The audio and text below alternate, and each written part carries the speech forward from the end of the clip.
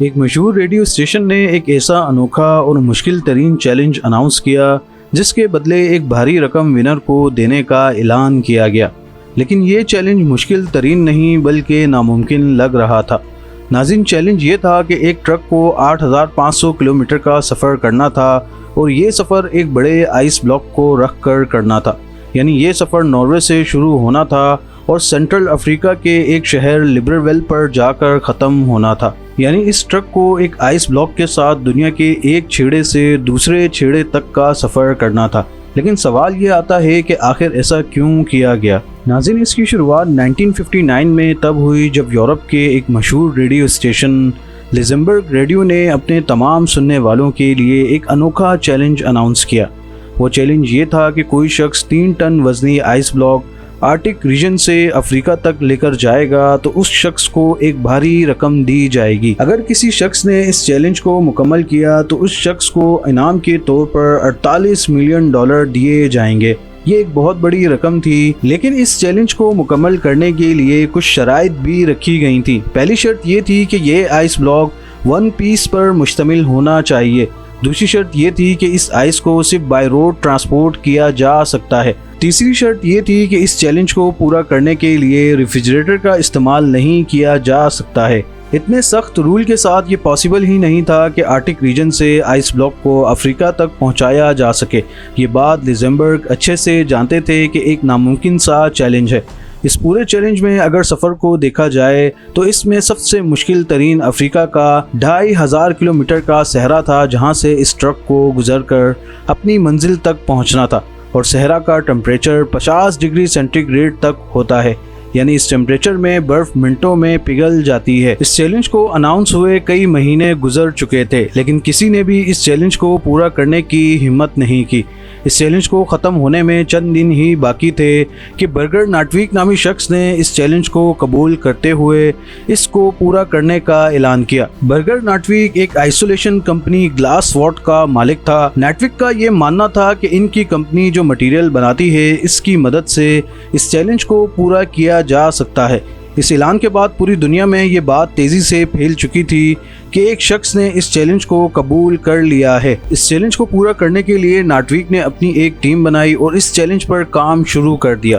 اسے ایکسپٹ کرنے کے بعد کئی نیوز پیپر میں ناٹویک کے چرچے ہونے لگے، اور جب یہ خبر ریڈیو لگزمبرگ تک پہنچی تو انہیں اپنی رقم کھونے کا ڈر لگنے لگا۔ اس ڈر سے انہوں نے اپنی یہ آفر واپس لے لی، کیونکہ گلاس واٹ کمپنی اور اس کے CEO ناٹویک اس چیلنج کو لے کر کافی مشہور ہو چکے تھے۔ اس آفر کے ختم ہونے کے بعد برگر ناٹویک نے یہ چیلنج پورا کرنے کا اعلان کیا، کیونکہ اس چیلنج نے انہیں اور ان کی کمپنی کو کافی فیمس کر دیا تھا، اور برگر ناٹویک کا یہ بھی کہنا تھا کہ انہیں اگر انعامی رقم نہ بھی ملے تب بھی یہ چیلنج پورا کر کے دکھائیں گے، اور پھر باقاعدہ طور پر اس چیلنج کو پورا کرنے کے لیے کام شروع کر دیا گیا۔ اور فائنلی اس چیلنج کا آغاز ناروے کے موئی رانا شہر سے شروع ہو کر ڈنمارک، نیدرلینڈ، فرانس، اسپین، میروکو کے بعد افریقہ کے شہر لبریویل پر جا کر ختم ہونا تھا۔ اس ٹیم میں 4 انجینئر، 2 کیمرامین اور 1 میکینک شامل تھا۔ انہوں نے ایک بڑا 3 ٹن وزنی آئس بلاک چھوٹے چھوٹے آئس بلاک کو کٹنگ کے بعد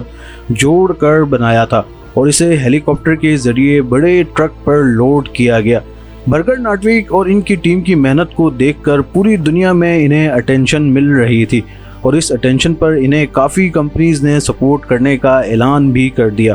شیل پیٹرولیم نے پورے سفر کے فیول کا ذمہ اٹھایا، اور اسکینیا نے اس چیلنج کو پورا کرنے کے لیے ٹرک فراہم کیا جس پر آئس بلاک رکھا جانا تھا۔ ناٹویک اور ان کی ٹیم نے کئی دنوں کی محنت کے بعد 3 ٹن وزنی آئس بلاک جوڑ لیا تھا، جس کے بعد اس پورے بلاک کو ایک خاص پول گلاس کے ذریعے اس بلاک کی سائڈوں پر لگایا گیا اور اسے اچھے طریقے سے پیک کیا گیا، اور یوں 27 فیب 1959 کو اس آئسولیشن سفر کا باقاعدہ آغاز کیا گیا۔ شروع کا سفر تو کافی آسان تھا کیونکہ موسم سرد اور راستے بھی کلیئر تھے۔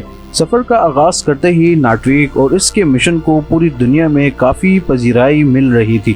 یہ ٹرک جس بھی شہر سے گزرتا وہاں کے لوگ ان کا بہترین استقبال کیا کرتے تھے اور ان کا حوصلہ بھی بڑھاتے تھے۔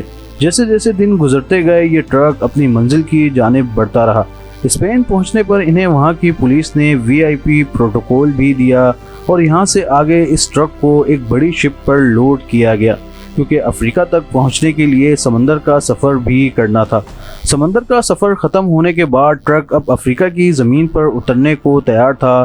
ایک کرین کی مدد سے ٹرک کو شپ سے ان لوڈ کیا گیا۔ اب اس مشن کا کڑا امتحان شروع ہو چکا تھا، کیونکہ افریقہ میں بے حد گرمی تھی اور پوری ٹیم کو برف پگھلنے کا ڈر تھا، لیکن اس ڈر کے ساتھ ساتھ کچھ مزید پریشانیاں بھی ان کے گلے آ سکتی تھیں، کیونکہ افریقہ میں ٹرک کو ہائی رسک تھریٹ بھی تھے، جس کی وجہ سے ٹرک کو سیکیورٹی کی بے حد ضرورت تھی۔ اس تھریٹ کے ساتھ افریقہ کے صحرا کی ریتیلی زمین سب سے بڑا ایشو تھی، لیکن ان سب تھریٹس کے باوجود ناٹویک اور ان کی ٹیم نے ہمت نہ ہاری اور اپنا سفر جاری رکھا۔ کئی جگہوں پر ٹرک ریت میں پھنس جایا کرتی تھی، جسے ریت سے نکالنے میں کئی گھنٹوں لگ جاتے تھے، کیونکہ افریقہ کے صحرا میں روڈ بالکل بھی نہیں تھے۔ اس مہنگے ترین آئس بلاک مشن کو لے کر ناٹویک اور ان کی ٹیم بے حد مشکلات سے گزر رہی تھی، کیونکہ گرمی اتنی زیادہ تھی جس کی وجہ سے ٹیم کے ممبران گرمی سے بے حال ہو رہے تھے اور برف بھی پگھلنا شروع ہو چکی تھی، لیکن انہوں نے اپنے سفر کو جاری رکھا۔ آخرکار ٹرک صحرا سے نکلنے میں کامیاب ہو ہی گئی اور اب وہ اپنی منزل پر پہنچنے کے بے حد قریب تھے۔ اس پورے سفر کو 28 دن گزر چکے تھے کہ آخرکار یہ بڑا آئس شیلف اپنے ٹرک کے ہمراہ لیبراویل پہنچ چکے تھے، جہاں ان کا بہترین استقبال کیا گیا۔ لیبراویل پہنچنے کے بعد سب کو بے چینی سے یہی انتظار تھا کہ آخرکار ٹرک میں آئس شیلف کس حالت میں موجود ہے۔